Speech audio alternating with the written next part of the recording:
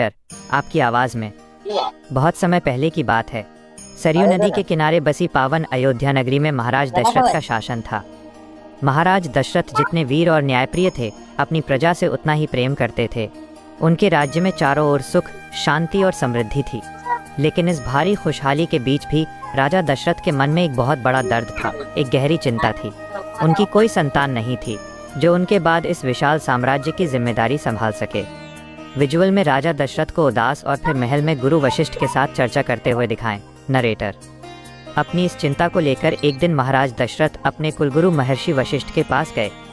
महर्षि वशिष्ठ ने राजा की व्याकुलता को समझा और उन्हें पुत्र प्राप्ति के लिए पुत्र कामेष्टि यज्ञ कराने का सुझाव दिया।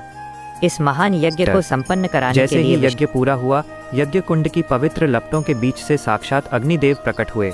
उनके हाथों में दिव्य खीर से भरा एक सोने का पात्र था। अग्निदेव ने महाराज दशरथ से कहा, हे राजन, यह साधारण खीर नहीं, साक्षात देव प्रसाद है। इसे अपनी रानियों में बांट दीजिए, आपको बहुत जल्द तेजस्वी पुत्रों की प्राप्ति होगी। महाराज की खुशी का ठिकाना नहीं रहा।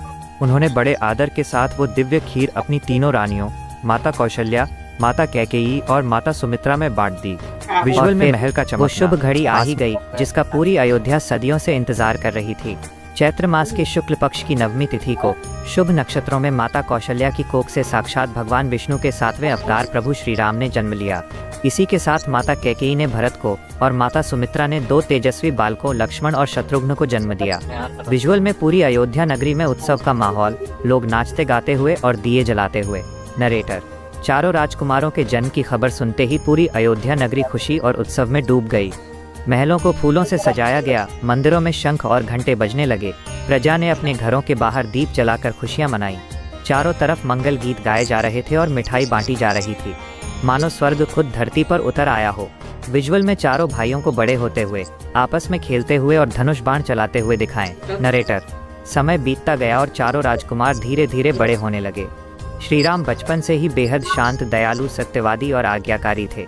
वे अपने माता पिता और गुरुजनों का बहुत सम्मान करते थे। चारों भाइयों में अटूट प्रेम था। लक्ष्मण हमेशा साए की तरह श्री राम के साथ रहते, तो भरत और शत्रुघ्न की जोड़ी भी कमाल की थी। धीरे धीरे सभी राजकुमार शिक्षा और शस्त्र विद्या में माहिर होने लगे और उनकी वीरता की चर्चा दूर दूर तक फैल गई। वीडियो के अंत में श्री राम का मुस्कुराता हुआ वीर रूप दिखेगा। संगीत थोड़ा गंभीर और प्रेरणादायक हो जाएगा।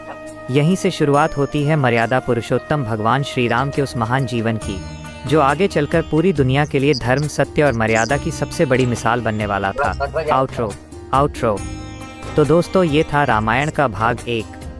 अगले भाग में हम देखेंगे कि कैसे महर्षि विश्वामित्र का अयोध्या में आगमन होता है, कैसे श्री राम और लक्ष्मण वन में जाकर ताड़का जैसी भयानक राक्षसी का वध करते हैं और कैसे प्रभु राम मिथिला की धरती पर जाकर शिव धनुष तोड़ते हैं और माता सीता का स्वयंवर होता है। अगला भाग देखने के लिए चैनल को अभी सब्सक्राइब करें और कमेंट में लिखिए जय